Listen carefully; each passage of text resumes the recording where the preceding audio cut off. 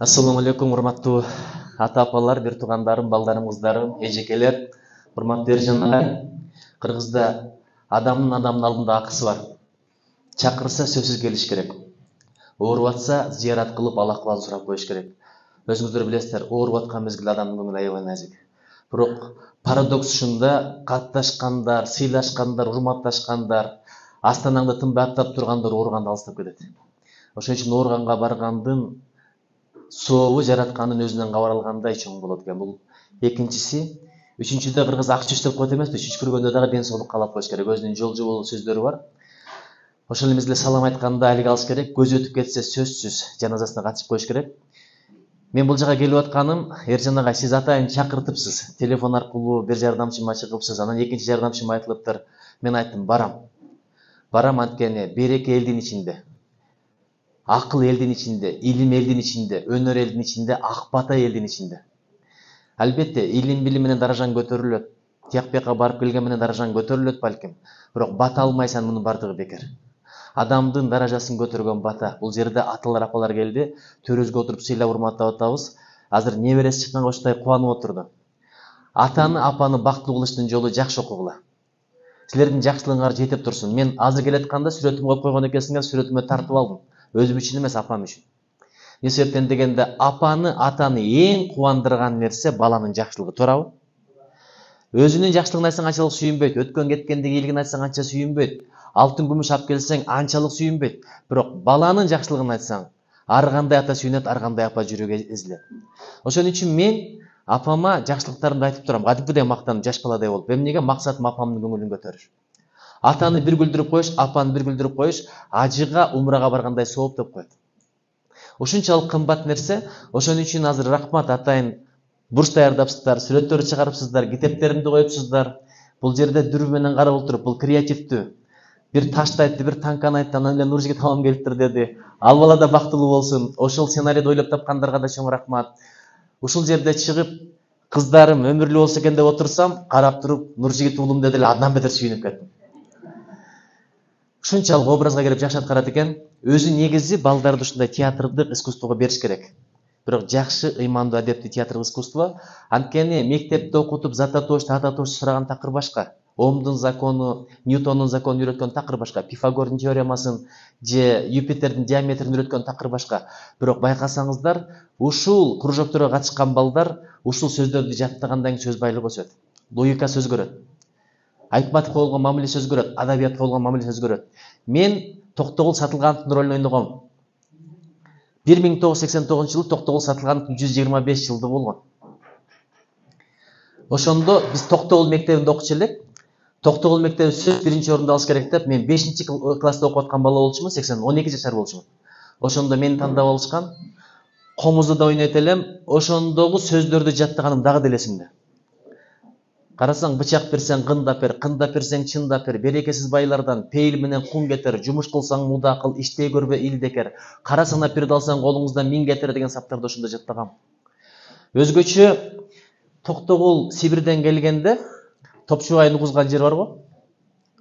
Азыркыга чейин элем. Анткени Сибирден кыйналып, Казакстан менен өтүп, токойлорду аралап, көрбөгөнү көр болуп келсе, корголуу зат эмеспи? Караны кийип кирдеткен, карегер минип тердеткен. Каралдың сенин Топчубай кайрылгысы алыс жол кеткен. Ошо кыргыздын бир сөзү бар, атам десе дедирсин, ботом дедирбесин деген. Ошо мезгилде көзүмө жаш келет эле, азыркыга чейин көзүмө жаш келет. Ошон үчүн баланын жамандыгын көрсөтпөсүн. Мен азыр такыр башка нерсе сүйлөйүн дедим эле, бирок бүгүнкү программаңарды көрүп кичине планым, сөзүм өзгөрүп кетти. Бул жакка чыкканда мен дароо дастормол сурадым. Не себептен дегенде, Айтматовдун атасы менен апасынын диалогун көрдүңөр. Балалыгым деген чыгармада ушул аябай деталдуу берилген. Балалыгым деген чыгарманы Айтматов өзү жазган эмес экен. Аны бир немис жазып алган экен. Болгон айтып бериптир, немис жазыптыр, немис тилинен англисче, испанча, арабча, урдуча, хиндиче, кытайча, орусча которулуптур. Кыргызча которуптур, андан кийин орусчага которулуптур. Орусчага которгондагы Гүлжигит деген агайыбыз бар, Сороңкулов, билсеңер керек. Талаштык болот, ошол киши которуптур. Ошон үчүн ошол жердеги эпизодун атасы менен акыркы көрүшүп атканын окуп атканда мен жакында эле окудум, 1-2 жыл болду. Ошондо деле көзүмө жаш келди. Көпчүлүк ойлойт эркек киши ыйлабаш керек. Жок. Ыйлабаган бул каткан жүрөктөн Кудай сактасын. Каткан жүрөктөн баарын күтсөң болот. Ал адамды деле өлтүрөт, параны деле алат, бирөөнүн акысынан деле коркпойт, бирөөнүн аманатына кыянаттык деле кыла берет. Ошон үчүн көздөн жаш келип жерде көздөн жаш келиш керек. Элестетип көрсөңүз, азыр мен түшүнбөйт элем силердей кез болгондо. Балдарым, кыздарым, азыр апалар түшүнөт, силер түшүнбөйсүңөр. Качан түшүндүм, эмне үчүн көзүмө жаш келди? Мен Төрөкул атамдын ордуна өзүмү коюп көрдүм, Айтматовдун ордуна балдарымды коюп көрдүм. Колдо кичинекей баласы бар келинчегимдин азырда 10 ай болду. Ошону көтөрүп алып бир жака айла жок качып кеткис келгилик кылбасын. Ошону тилейли. Замандын адилеттүүлүгүн тилейли, замандын мээримин тилейли. Элестетип көр. Өзүңдү коюп көр Төрөкулдун ордуна. Кибиреген, кыбыраган баласын, эмчектеги баласын, же чөнтөгүндө тыйыны жок, белгисиздикке баратат. Поезд деген бул белгисиздик, каяка барат, кандай турмуш көрөт, кантип багат, рызкысы кайдан болот.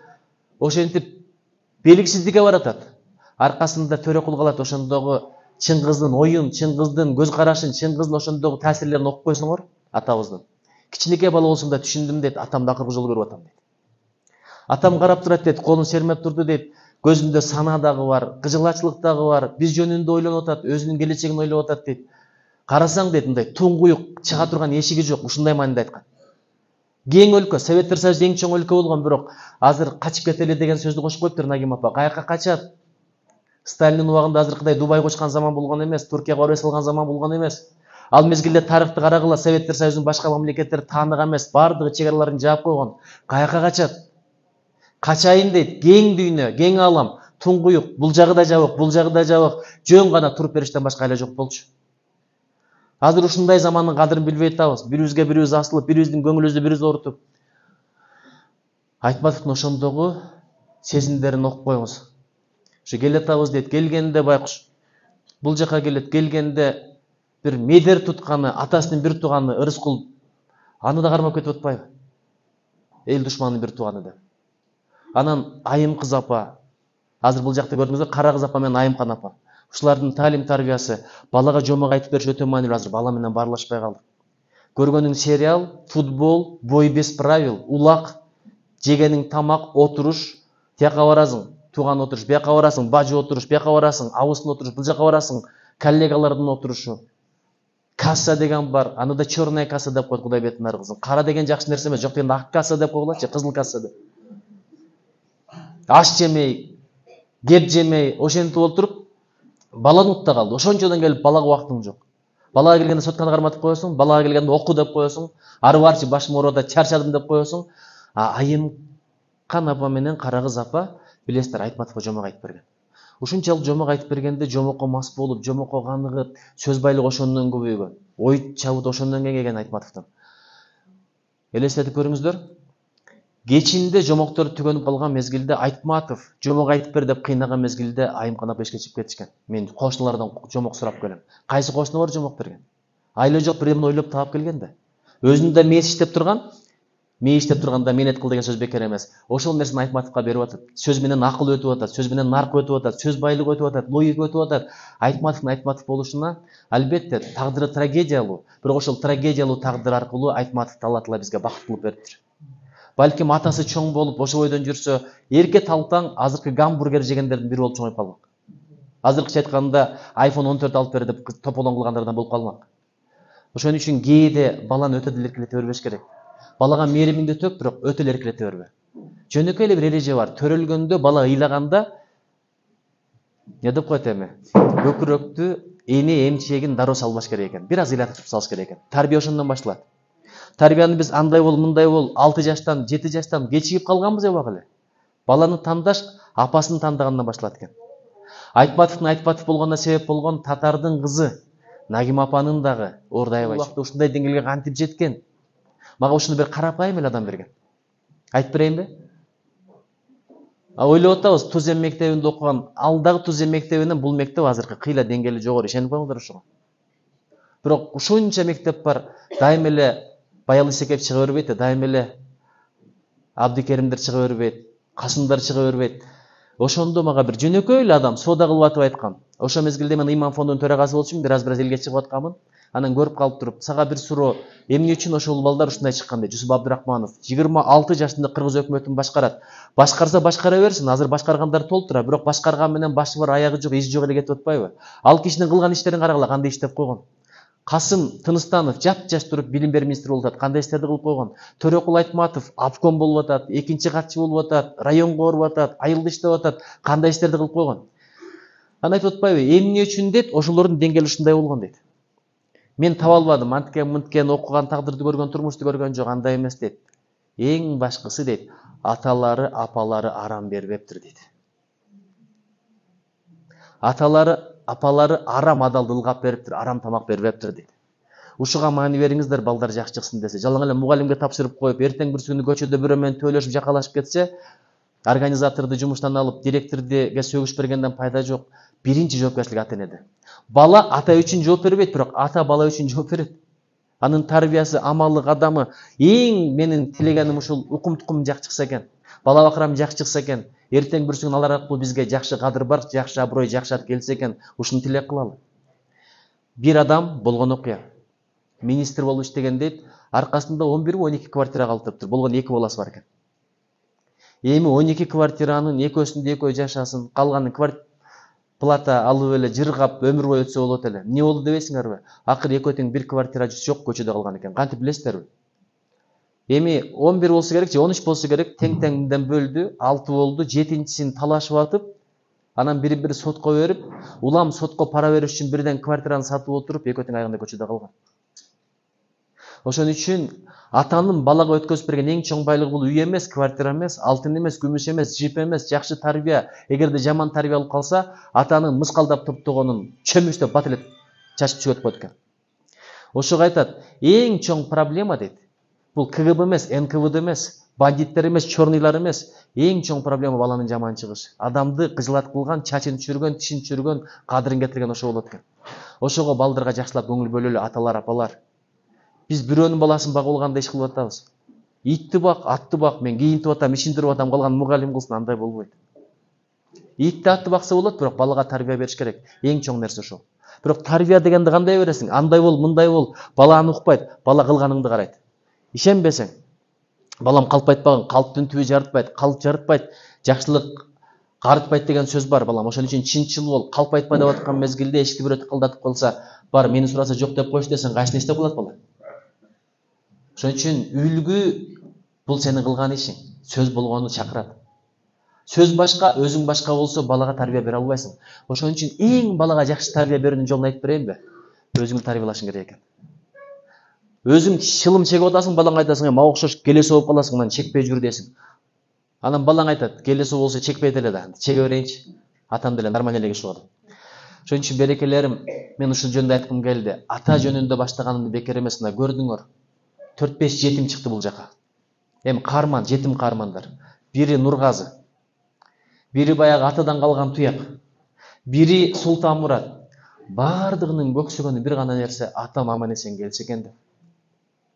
Ошол жерде да көзүмө жаш келди. Анткени мен атам өтүп кеткен. А силер атаңар маңдайыңарда турат, корк деп кайшы айтып атасыңар.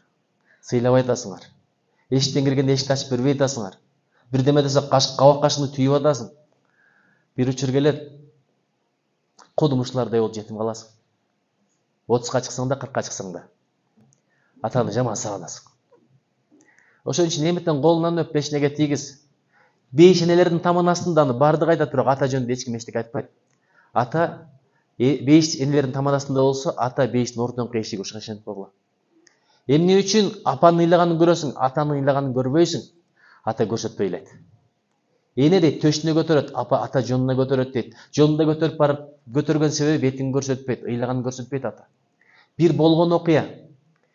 Кечинде келип, кечки саат 6-ларда кыштын күнү, үшүп турат. Курсагы ач, үйгө кирсе тамак даяр. Бирок ата үйгө кире албай турат. Ары басат, бери өзүнүн үйү, аялы күтүп турат, балдары күтүп турат. Ары басат, бери басат, ар жака кетет, бул жака кетет. Ошентип отуруп түнкү саат 11-де үйүнө кирет. Неге билесиңерби? Анткени эртең менен баласына убада берип чыккан экен, чан алып берем деп. Алып берейин десе чөнтөгүндө акчасы жок. Андан сурады, мындан сурады. Бирок Кечинде кирип келсе баласы чанан сурайт өзүнөн мурда. Кайсыл бетим менен балама көрүнөм, жок дегенде балам уктагандан кирейинчи деп ата үйгө кыжылат болуп кирген учурлар толтура болгон. Ошон үчүн атаны түшүнүп койгула, сыйлап койгула, атанын батасын алып койгула. Мен деле атама эркелептирмин, мен деле атама кээде катуу кетиптирмин. Мен катуу кете албайт элем, атам катуу киши болчу, бирок азыркыга чейин арман кылам. Колунан бир өппөптүрмүн, ата мен сени жакшы көрөм деп бир айтпаптырмын. Дайыма айтып келатам, мен бир эле жолу 5 нерседен өптүм. Эртеге жерге берет деген түнү. Ушундай күндөр болот. Эгерде жакшылыкты көрө билсең, кичине нерсе. Мына жерде азыр көрдүңөр. Жөн эле көрүп койбош керек, ойлонуп көрүш керек, анализдеп көрүш керек. Султан Мурат, Ажы Мураттарды көрүп атасыңар, Неге сүйүнүп атат? Болгону турналардын кайра келгенде сүйүнүп атат. Азыркы балдарга айтчы, турналар келиптир деп. Турналар менен ары барчы, чөтөгө турналар дейт. Кичинекей бала ташты көрүп сүйүнүп атат. Ат коюп алган танка таш. Азыркы балдар iPhone 15 алып бермесең сүйүнбөй калды го. Турна келди, чымчык келди, мына чымчыктын үнүн карачы десең, чу крышаң кетип калды, чөтөгө дейт да, туурабы? Бирок чыныгы бакыт ошо жакта, тиякта эмес. Бул бүгүн бар, эртең жок нерсе. iPhone 20 чыккан күнү iPhone 15 болбой эле кала турган нерсе, бирок чымчык ошол эле чымчык, табият ошол эле табият. Дарак болбосо таза болмок эмес. Ошон үчүн берекелерим, бир жакшылык көрүп үйрөнөлүчү. Эгер адамга кичине нерсе керек бактылуу болуш үчүн. Болбой эле дагы жүрүп бир күн өлүп кетесиң, аркаңда ошончо дүйнөң калат. Жообун өзүң бересиң, жер калган башка бирөө берет. Ошон үчүн ким эгерде шүгүр айтса, Алла Таала жакшылыгын көбөйтүп берет экен. Эгер шүгүр айтпасаң, берген жакшылыктарын да калып коет экен. Эми анча-мынча нерселерди мен айтып берейин дагы.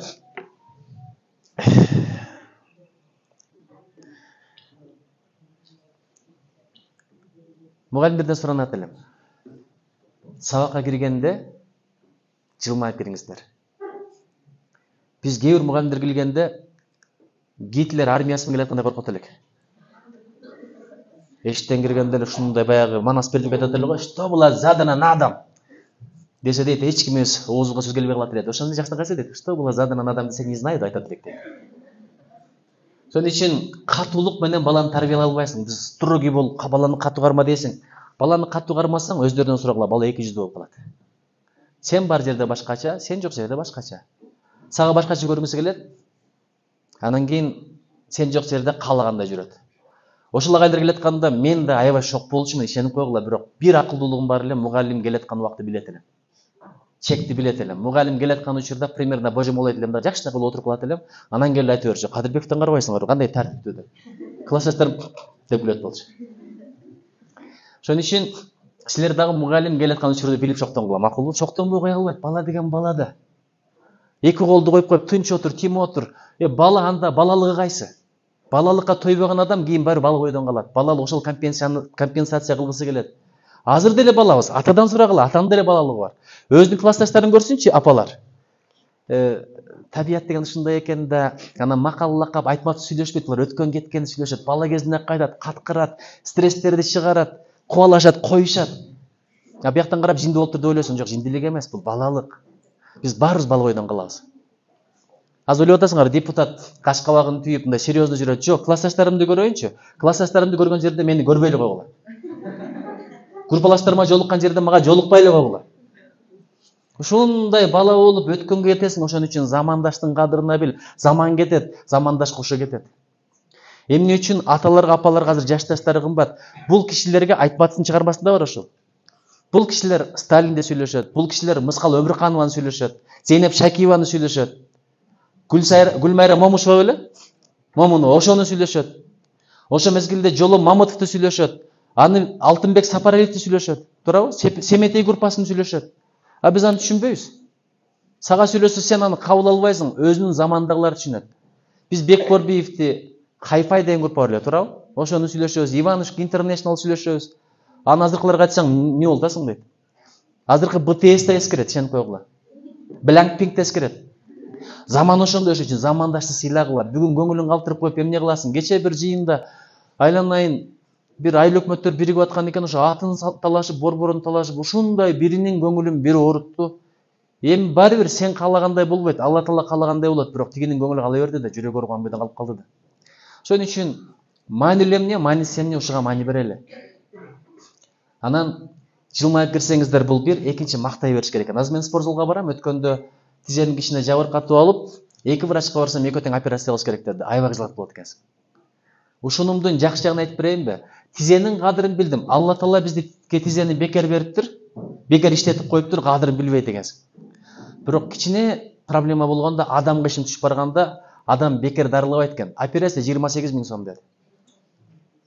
Операциядан кийин дагы дарылат экенсиң, укол алат экенсиң, реабилитация болот экен, андан дагы кымбат экен.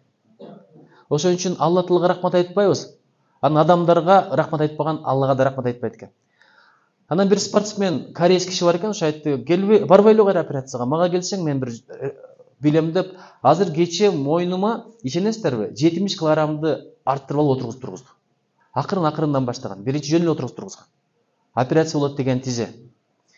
Ошол жерде мен устаттар менен үйрөнүп отуруп, ошол мен маштырган киши, ушул мага да айтат да, красавчик, молодец, өзү кореец.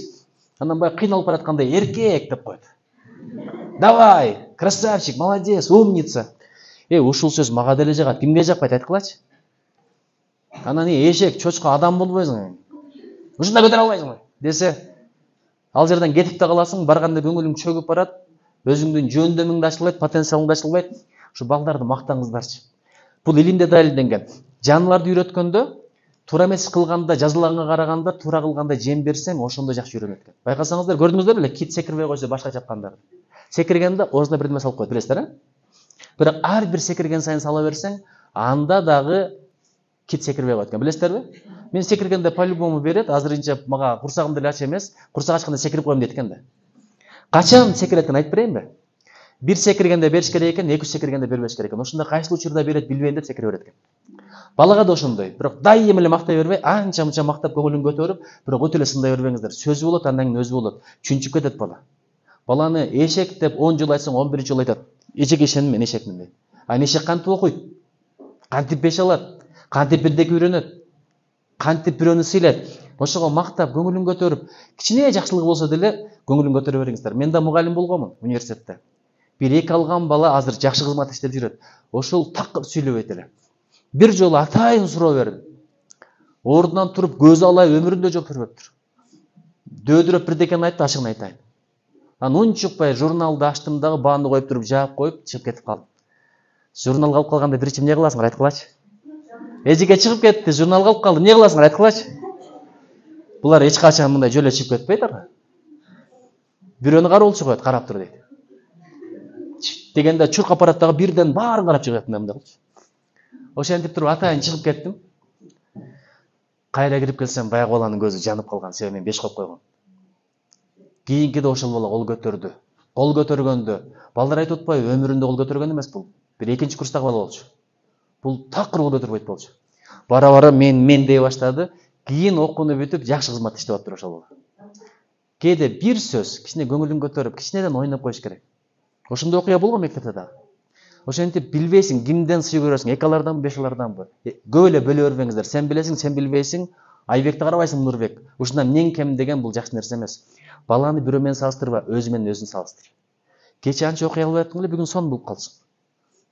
Эйленип коем, бир күйөнгө эле болонан бирөөнүн аялы менен сен салыштырып берсе, жана Айбектин аялы жаман сонундай классный да. Сен андай болбой атасың дечи. Ошол тарбия болобу сага?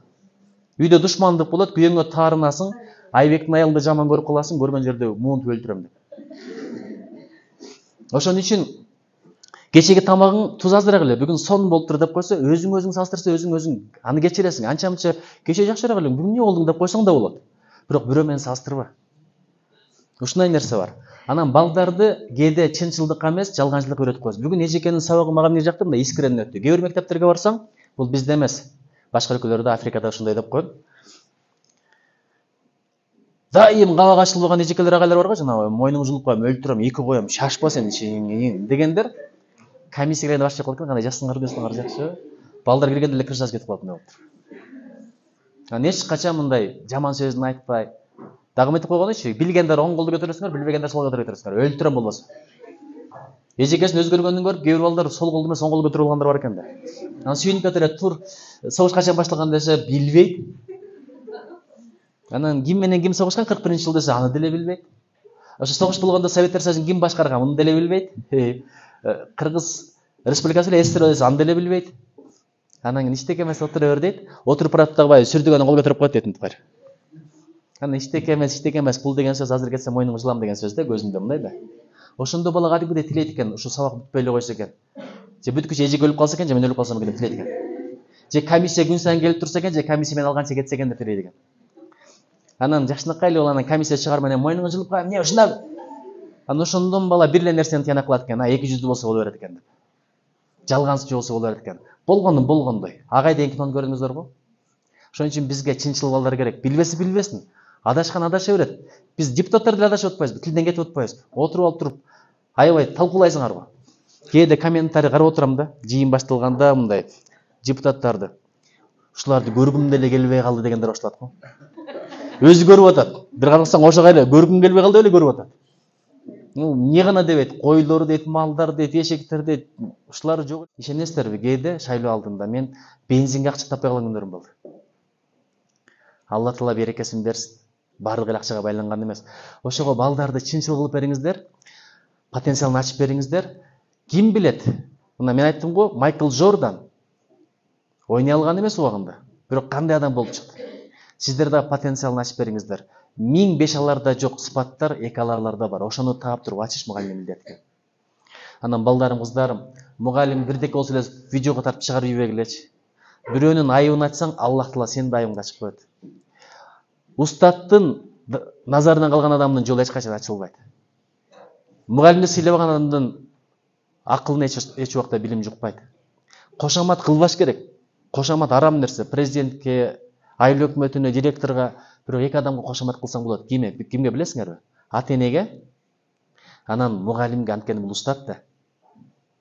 Ошого эжекелер бир сабактын методикасын айтып коеюн. Комплимент менен баштаңыздар. Мисалы,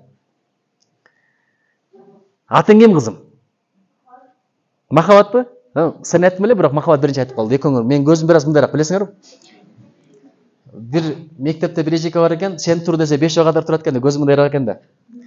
Махабатка мы кеткен жакшы деп айтып койчу. Махабат сен? Махабат сен? Махабат сен? Көрдүңбү, сөз байлык эки мээримдүү мыкты, андан башка сөз жокпу? Манаттай жүзүң бар турабы? Жигиттер айтса болот, магдыратып коесуң деген сыяктуу сөздөрдү. Анан сенин атың ким, кызым? Нур кызга ны кеткен айтып койчу, сен? Ушинтип күнүгө оюн кылсаңыздар болот. Анча-мынча чарчап калганда бала 45 мүнөт эле акыл айтып берсең кабыл ала бербейт. Бир убактарда көңүлүн көтөрүп ойноп туруш керек экен. Акырын жыйынтыктайлы. Кудайым бизге береке берсин. Дагы бирдекени айтайын, бир-эки нерсени айтайын. Караңыздар. Эмне үчүн төрөлгөндө азан айтылат, намаз окулбайт? Эмне үчүн өлүп баратканда намаз окулат, бирок азан айтылат, бул жака камат айтылат, бирок намаз окулбайт. Өлүп баратканда азаны жок, коматы жок, бирок жаназа намазы бар. Көрсө оң кулакка азан, сол кулакка коматты айтып намазга даярдап коет экенсиң. Качан кетерин эч ким билбейт. Төрөлгөндүн баардыгы көрөт, кетерин эч ким билбейт. Ошон үчүн адамдардын көңүлүн ойлой бербейли. Качан кетип каларыңды эч ким билбейт. Мен бир окуяны айтып берем го. Президенттин аппаратында бир адам кечинде чыгып кеткен, машина уруп кетиптир ошо чыгып кеткенден кийин. Эртеси жумушка келбей калды. Жетекчиси аябай капалуу. Барып көңүл айттым, эми кырсык экен, ажал экен десем, банда эмес экен, көрсө кетип атканда катуу урушуп койгон экен. Мен акыркы мамилем дейт, жакшы болбой калды дейт. Мага таарынган бойдон кетти, муну билгенде мен кечирим сурап койбойт белем. Ошон үчүн билбейсиң, бүгүн уруштуңбу, кеткиче кечирим сурап кой. Эртеге көрөсүң, көрбөйсүң, бир Алла таала билет. Сен кетесиңби, ал кетеби? Бул ажал, гайып деген нерсе бар. Ушуну айткым келип атат. Анан балага сүттү берип атып сүйлөшпөш керек экен. Сүттү берип атканча биз аны каргай беребиз, муну сүйлөй беребиз, бирөө менен ушакташа беребиз, жок. Сүттү берип атканда сүйлөшпө. Сүт аркылуу сыпат өтөт. Илгеркилер сүт эмизгенде ыймандуу, такыбалар сүтүн эмизген. Көрүнгөндө эле баягы сүтү бар экен, мен сүтүм чыкпай атат деп эмизе бербегиле. Баланын айтат го ак сүт менен өтө турган сыпаттар бар. Ошого ушундай адамдар болгон жеңилбес кол башчылардын апалары daarат жок эмизген эмес балдар. Ушуга маани бериңиздер. Анан дагы бир деген айтайын. Көп сүйлөшүш керек экен. Мен атайын 3-чү кызы төрөлгөндө аялымдан сурадым. Бир сураныч, ушуну көп уруша бербейличи. Көбүрөөк сүйлөшөлүчү, эми айланын азыр эч кимге сөз бербейт. Эшиктен кирип келгенде эле айтат. Аскат кетип калды го. Бир Азат деген садикте кошо окуган бар экен, ошону айтып келе берет. Бир күнү Азат кетип калды деди. Анан Азат кетип калса эмне кыласыз десем, неме? Амир бар го деп койт. Эми сүйлөп отурса баягы лучше всех бар го, ошого чыга тургандай сүйлөйт да. Бир жаман жери бар экен, үйдөгү сырларды айтып койт экен, ошол жери бар экен. Ошон үчүн ал айтып берсе уят боло тургандай нерселерди кылбаш керек экен. Дагы бирдек айтайынбы, эркек баланы сүйүш керек. Кызды сүйбөсөң деле сүйдүрүп алат, кыз жаман кыйын болот билсең. Ата деп көкүрөгүңө башын коюп, уруша койсоң, ата деп кучактай койсо, өзүң эзилип, өзүң эрип.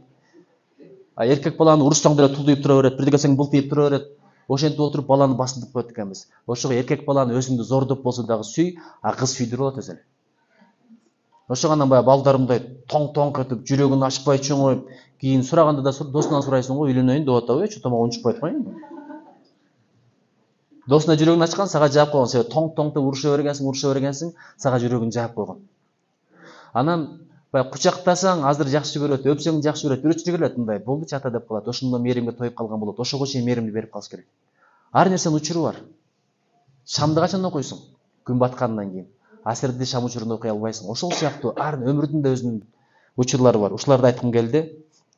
Анан дагы бирдеке айтайынбы? Же айтпай эле коеюнбу? Баланын алдында, ата-эненин алдында, балам, чодогон көтөйүн, балам деп ата-энеңди унутуп койчу, кийин балаң чоңойсо дагы балам деп сени унутуп коет. Ошон үчүн балаң турган жерде ата апа дей бер. Кийин Кудай буйрса, ал да бала болгондо алардын көчөсү ата апа дейт.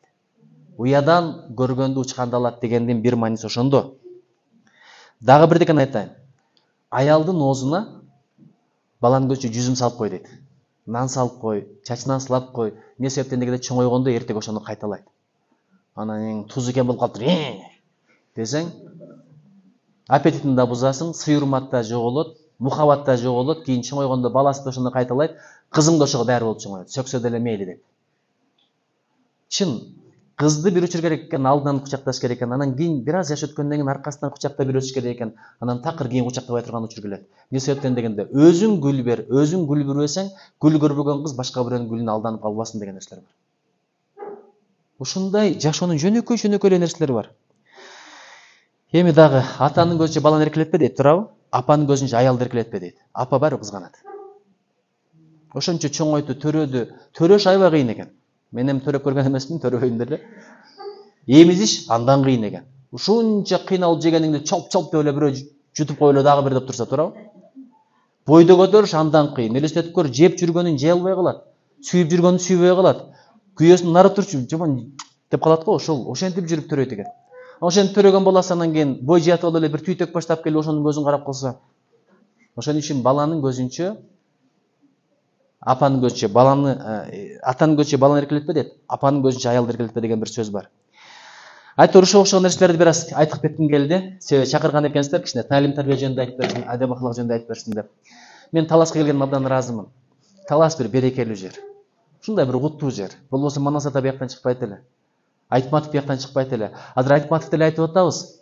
Айтматов жок болсо деле, азыр Айтматовдун көлөкөсүндө калып кетип атат. Шекербек Шеркулов кандай сонун композитор болгон, туурабы? Комузчу десең комузчу, обондорун азыркы чейин да жүрөбүз Таласын деп.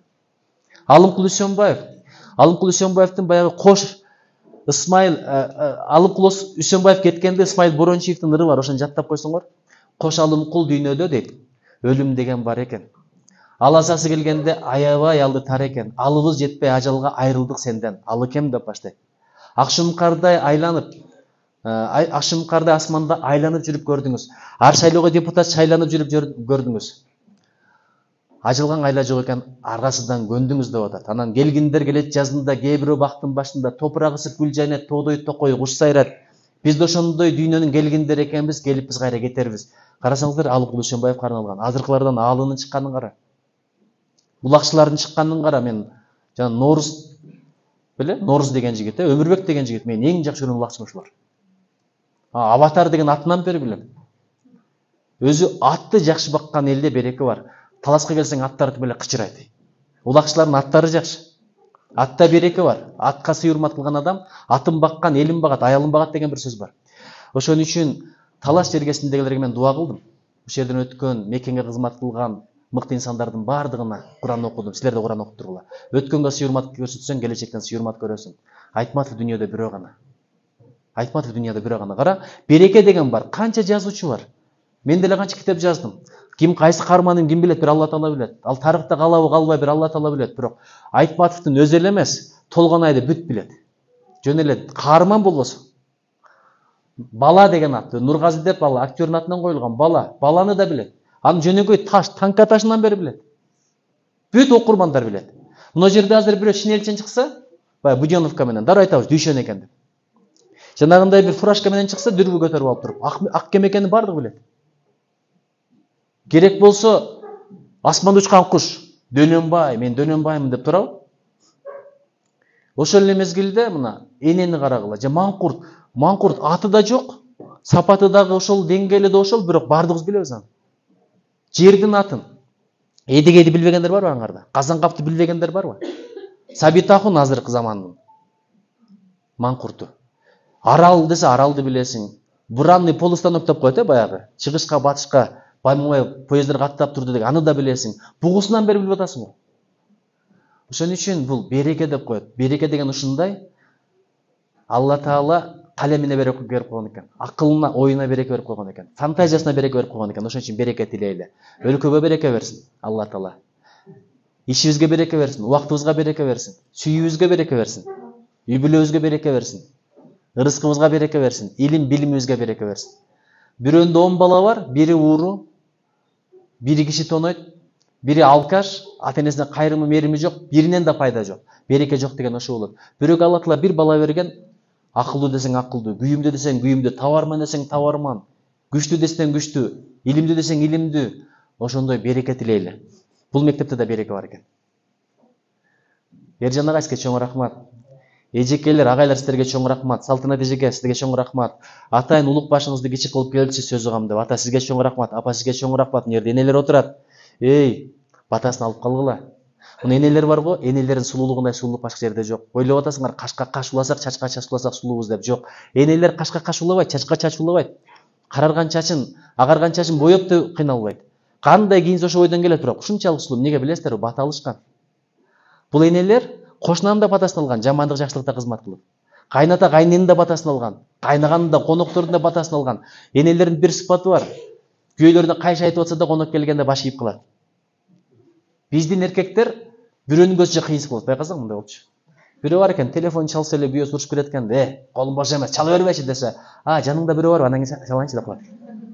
Ошон үчүн күйөөң анча-мынча мындай кыйынсып калса, түшүнүп кой, жанында бирөө бар, ал да бирөөгө мактаныш керек. Байракты бере туруп келгенден алып койсоң, ансыз деле сеники. Мына атам күлүп ийди. Ойлоп атасыңар, атам башкарат деп. Атам башкаргандай кылып картина түшүп берген апага чоң рахмат. Ошон үчүн сый урмат болсун, мээрим мухаббат болсун. Аялды ханыша кылсаң өзүң падыша болосуң, аялды күн кылсаң өзүң кул болосуң. Аялды экинчи сорт кылсаң, жигиттерге үйлөнгөндө айтып коеюн. Аял ушундай болот, сени жетинчи сорт кылып коет. Ошон үчүн азыркындай кружокторго катышкыла, сөздөрдү жаттагыла, китептерди окугула, илим билим алгыла. Китеп окуган адам эч качан аркада калбайт, ишенип койгула ошого. Ой чабыт башкача болот. Фантазия башкача болот. Кийин балдарга айта турган сөзүң болот. Бир сөз бар го, жубайлар бар, аңгемеси түгөнгөн, а махаббат түгөнбөгөн аңгеме деп коет. Аңгеме түгөнбөш үчүн эмне кылыш керек? Китеп окуп туруш керек. Бул да махаббат. Үй бүлөгө барганда карасаң баары жакшы. Үй чарбасы жакшы, тиричилиги жакшы, ремонту жакшы. Күйөөсүнүн келбети жакшы, аялынын сулуулугу жакшы, бирок бир арманы бар. Анча сүйлөшпөйбүз дегендер барбы? Мындай, чөтө мындай күйөө менен анча сүйлөшө албайм, мындай бир теманы козгошо албайбыз. Ошо баарына сүйлөшө отура албайбыз. Эң чоң арман ошол. Кемпир чалдын эң чоң бакчысы ошол. Бири менен бири сүйлөшүп отурганычы. Дайбиче десе, ошону айтсаң, абышка деп кое отурганы бул өтө чоң бакыт. Ошон үчүн Кудайым колдосун балдар. Ушул мектепке береке берсин, Кыргызстанга береке берсин. Бардыгыбыз мекенге кызмат кылалы. Бул өлкөнүн өнүктүрө турган ким? Мындай катуураак айтып бергиле, тартынбагыла. Мен эки койбойм. Бул өлкөнү ким өнүктүрөт? Мындай, көрүнбөйсүзгө. Коркуп калышканда биздин балдар бирге келсе эки коюп койбой депчи. Биз деп мындай шашпай, биз. Эки жак биринчи карап көрөт мындай болчу. Бияктан чыгып калабы, бияктан чыгып калабы, болбосо таласта мындай жүрөктөр өрт го, ошондо деле тартып атасыңар. Бул өлкөнү өнүктүрө турган ким? Бияктан подсказка болду. Катуураак эле айткылачы. Же завтра кылган жоксуңарбы? Бул өлкөнү өнүктүрө турган ким? Эми ушинтишет, карасаңыз. Биз деп. Эртең бир күнү келип сурайм да, баягында айттың эле го. Ким? Назгүл белетиңиз? Ким эле? Нургыз. Нургыз баягында биз өнүктүрөбүз деп айттың эле го десе, мен биз дегенмин, мен деген эмесмин деп айттым. Ошол жерде отургандардан сураңыз, азыр мен чөтө бүйөмө баш эле араң отурам деп кутулуп кетет. Ким өнүктүрө деген? Ким өнүктүрө деген? Ким өнүктүрө деген? Мен деш керек мына. Сен бирөөнүн айыбын карап эмне кыласың? Ушу менен азыр бүтүрөм. Эгерде адамдын кийими кир болсо, адам жийиркенет, туурабы? Да, кийими кир болсо, адам жийиркенет. Бирок адамдын жүрөгү кир болсо, Алла Таала өзү жийиркенет. Адам жүрөгү таза болсо, бирөөнүн кемчилигин көргүсү келбейт экен. Ушак уккусу келбейт экен, тилин тыят экен, колун, бутун, көзүн, кулагын баарын арамдан тыят экен. Жүрөгү таза болсо, өзүнүн кемчилиги менен алек болот, бирок бирөөнүн кемчилиги менен алек болбойт. Эгерде жүрөк таза болбосо, жүрөк кир болсо, тилиңен да жаман сөз чыгат, анткени жүрөк бул булак. Көзүң да жаман нерсени көрөт, сотканы карайсыңбы, же көчөдө баратасыңбы, оюң да жаман жака кетет, колуң да жаман нерсеге даяр болот. Ошон үчүн жүрөк тазалаш керек. Кантип? Тобо кыл, шүгүр кыл, анча-мынча ашка жүр, орозо тут, ибадатыңды кыл, жаратканга жалбар, мен айкөл кыл, берешен кыл, кечиримди кыл деп. Ошон үчүн Кудай бизди колдосун. Эми бир окуяны айтып берип бүтүрөйүн. Муну мен айтып эле келатам, бирок дагы бир жолу кайталап коеюн. Бир кыз болуптур. Анан бир генерал болуптур. Бул Осман империясынын убагында түрктөрдө болгон экен. Анан баласын үйлөндүрөм деп аракет кыла баштайт. Үйлөндүрүш жаман кыйын. Мынардан сурасаңыздар бардыгына. Мындай үйлөндүрө койш оңой эмес да. Бул өңүңө карабайт бул, сенин жолуңа карайт. Анан кимге үйлөндүрөм деп кыйналып жүргөн мезгилде бирөөлөр айтат экен, сен өзүңдүн кароолчуң барбы, ошонун эле кызын алып бер дейт экен. Ага барса деле ошентет, буга барса деле ошентет, кароолчуңдун кызы мондой кыз, мондой кыз. Кыргызда бир сөз бар, энеси мактагандан кач дейт, туурабы? Эл мактаган кызды ал дейт. Энеси мактагандан кач дейт, жеңеси мактаганды ал дейт. Жеңе менен кайынсиңдин мамилеси жакшы болбойт. Эгер жеңеси мактаса, эки ниетин макташы мүмкүн. Чындап эле жакшы же болбосо эптеп өткөзбөйүн деп. Ошон үчүн эл мактаганды ал дейт. Ошого ишенип анан кийин баягы кызга барып каратса, балага да жагып калат, өздөрүнө да жагат, кудалашат, бертишин берет, той болот, нике кыйылат. Анан үйгө алып келет. Үйгө алып келгенден кийин эми келин менен күйөө, улуу сөздү уят жок, биринчи жолу бир бөлмөдө калып анан мындай бетин жаап жүргөн кыз экен. Анан ушундай анан кийин эми аялы менен биринчи жолу калып атат, ушундай мээримин төгүп, бетин ушундай ачыптыр дагы деп кара жаап койгон экен. Көрсө мандем бул жагында экен да. Ошондо карап туруп кыз дароо айтат. Мырзам дейт, мен дароо түшүндүм дейт. Мен сизге жакпай калдым дейт. Бетим жакпады, терим жакпады. Эми бала кезде бир оору болгон, анан ушундай болуп катып калган. Бизде шрам деп коет го. Эми тыртык болуп катып калган окшойт. Мен бир деген түшүндүм, сизге жакпадым, сиз мени кетиресиз дейт. Мен аны түшүндүм дейт. Бирок бир деген сурансам болобу дейт. Анан унчукпай турса, мени 40 күн кетирбеңиз дейт. Ортон чийип коелу, сиз бул жакка өтпөйсүз, мен бул жакка өтпөйм, бирок эл ойлосун экөөбүздү жубайлык жашоодо жашап атат деп. 40 эле күн. Азыр мени кетирбесеңиз дейт, атам менен апамдын эл караган жүзү жер карайт дейт. Кызы барбай туруп айдалып кетиптир деп алардын шагысынып калбасын. Мен сизден суранам, кетирбеңиз деп ыйлап жибериптир. Тежелеп туруп суранат экен. Анан карап туруп 40 күндө эле бат эле өтөт, макул болсо болоюнчу деп туруп анан кийин макул болот экен. 40 күн эмес, 40 жыл бат эле өтүп кетет экен, туурабы ата? Өмүр ушунчалык бат өтөт экен. Мен азыр 47-ге баратам. 47-ге баратам. 47 көз ирмем дагы эмес да, бат эле өтүп кетет экен. Балдарым, сотко убакыт кетирбегилечи. Ушакташканга, футбол көргөнгө, бильярд ойногонго кетирбегиле, убакыт андай нерсе эмес. Бат эле кетип калат. Убакыт өтпөй турган нерсе эмес, жетпей турган нерсе. Ушуну эстеп калгылачы. Убакыт эмне экен? Өтпөй турган нерсе эмес, жетпей турган нерсе. 40 күн бат эле өтүп кетет. Анан кыз келет. Мырзам дейт, сөзүңүзгө турдуңуз, мен сизге ыраазымын дейт. Мени кетирген жоксуз, шагымды сындырган жоксуз, айыбымды ачкан жоксуз. Мен сизге ыраазымын, эми батаңызды бериңиз, кетейин дегенде тизеле отуруп жалдыраштын кезеги күйөөсүнө келиптир. Колун кармай калып, кайка кетесиң дептир. Атам апам капа кылса, мен жүрөгүңдү ортуп койсом айла жок дептир. Бирок ошондо деле адам кечиримди болуш керек да, мени кечирчи дептир. Мен сендей сулууну эч качан көргөн эмесмин, мындан ары да таппайм деген экен. Эмнеге билесиңерби? 40 күнүн ичинде мамилеси, адеби кызматы менен күйөөнүн да көңүлүн алыптыр. Кайната кайнен де көңүл алып тур. Дос жардын келген кеткен кошуна колуң баарын көңүл алып коюп тур да. Адамдын ички сулуулугу сыртка чыкканда сырткы кемчиликтерди жаап кетет экен.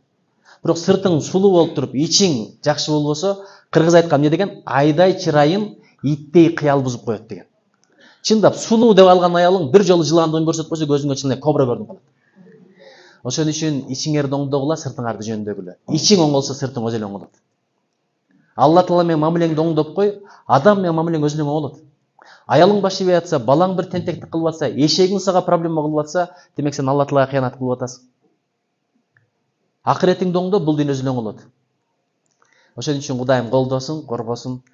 Ушул мектепте турабыз бүгүн. Мына Таластын Кара Ой айылы турабы? Бул жерде Асылкан Бөрбаев мектеби. Алтай агайдын атасынын атындагы мектеп экен.